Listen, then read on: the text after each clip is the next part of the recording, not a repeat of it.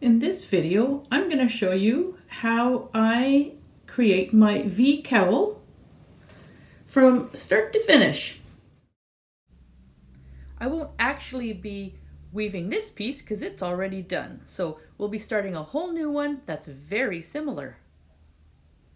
This is a rigid heddle loom, but it's a cute little loom, fits on my lap, and will weave something approximately 10 inches wide. So the V-Cowl is done on this loom. For this project, I'm going to be using my 4-ply wool from my stash. I have a lot of this stuff in a lot of neutral colors. We're going to transform this white into something a little more exciting.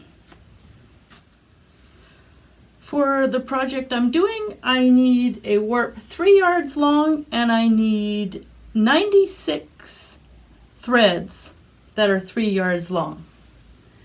So I measure it out on my board.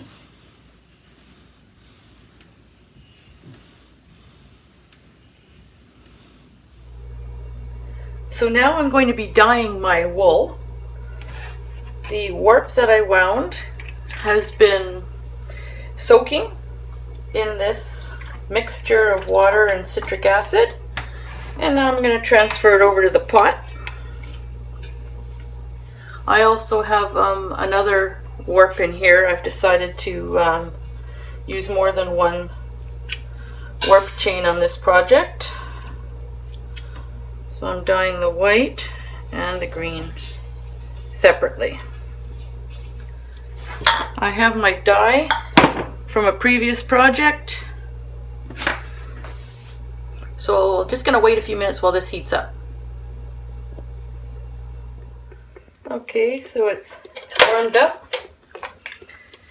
We're going to start with the blue. I'm going to draw some dye with the syringe.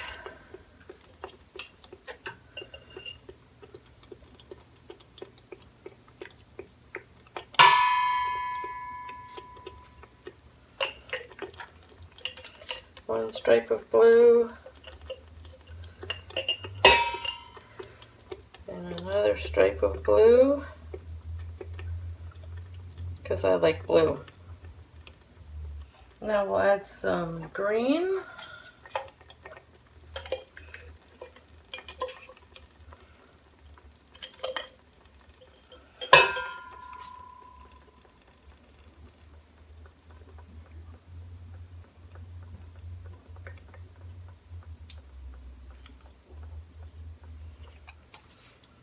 Some of the violet.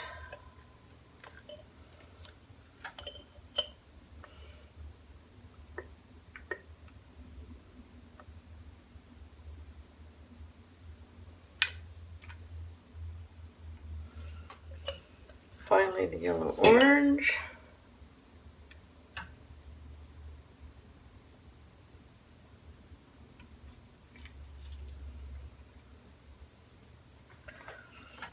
I'm going to wait for a while to decide what to put in this part that's still white.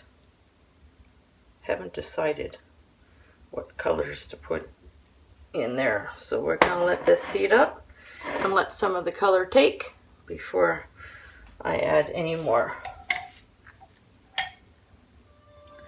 So after heating it for 25 minutes or so, we'll take a look. The heat's off now, and the color seems to have drained from the water into the yarn. The water seems to be clear, so we'll let it sit in the pot to cool down, give it a few more minutes to penetrate and adhere to the yarn.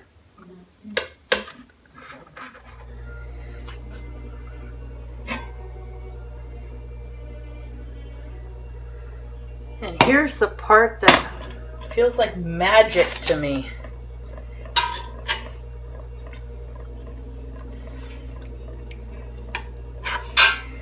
Removing the dyed yarn And having the water be clear. That's the magic of acid dyes.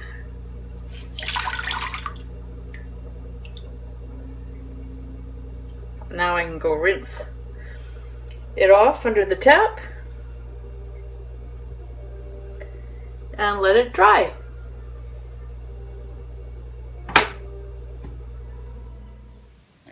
So after washing the yarn and hanging it to dry overnight, this is what we've ended up with.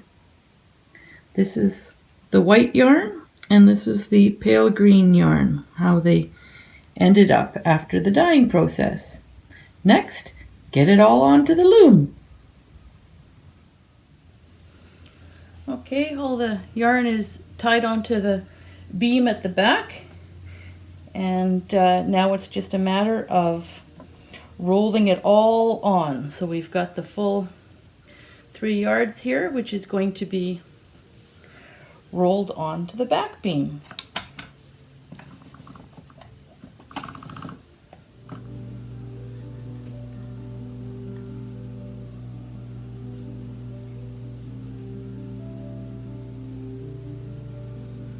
Once I'm all tied on, the threads are all lined up evenly, and I'll be able to start weaving. After putting a header in, I wasn't really happy with the black color, so I dyed up a whole nother skein of yarn in the color that I want. It's going to be luscious. So this is just the start, and we'll go for almost 2 yards, I guess, down the length of the warp, which will be changing because of the way it's been dyed. The colors will change as I weave, so that'll be fun.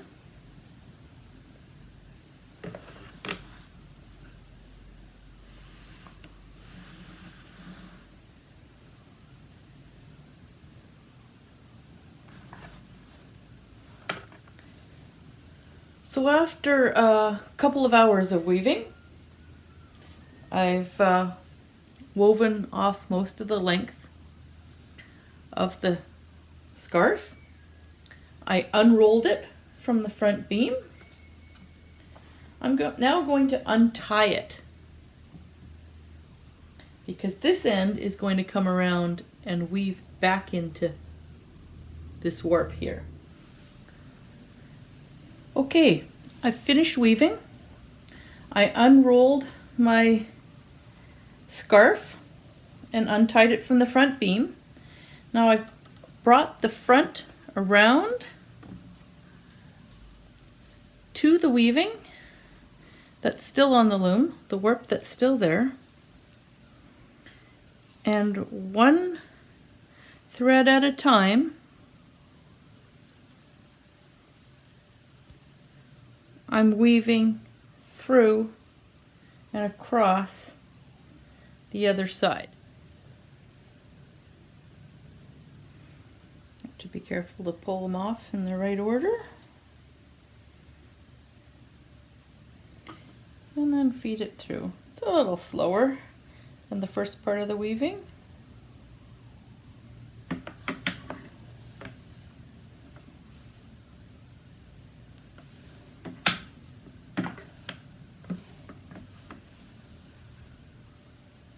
And then I twist these as I go.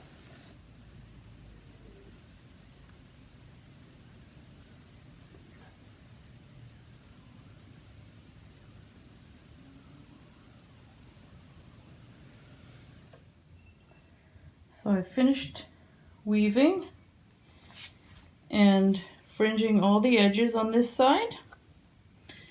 So now it's time to cut it off the loom.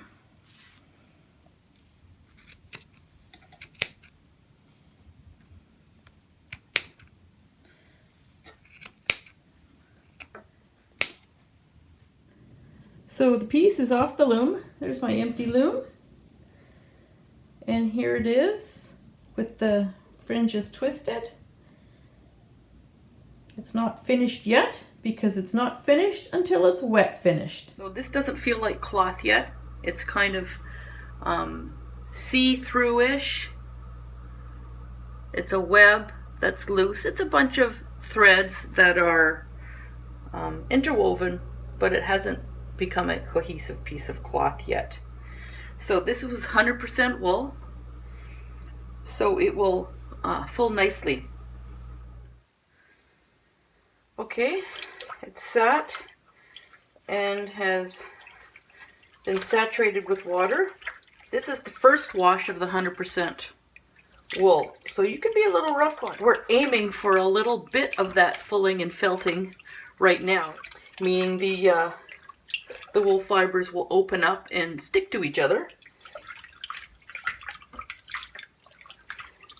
And we want some of that to turn that open web into a cloth. And now I beat on it a bit.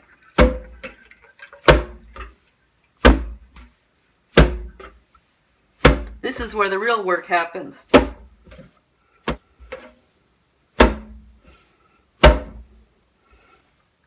Now you can see how it's changed.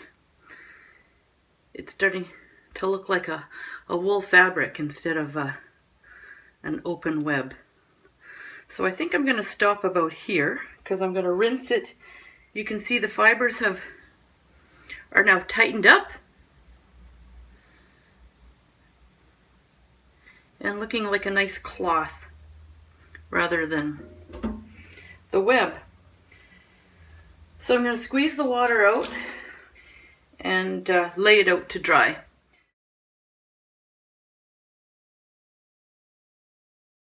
The weave has tightened up. The wool fibers are getting cozy with their neighbors and attaching themselves to each other. So that's the aim when we wash it that way. It's a steam press, and I keep the iron pressed down hard on one section at a time.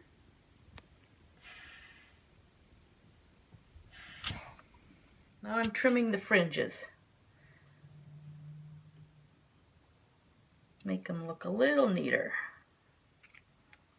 A lot neater.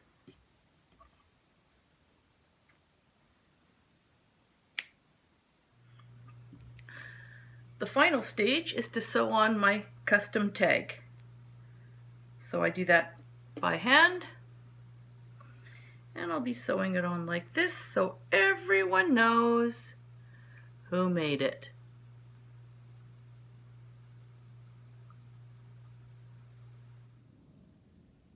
So here we have the finished piece.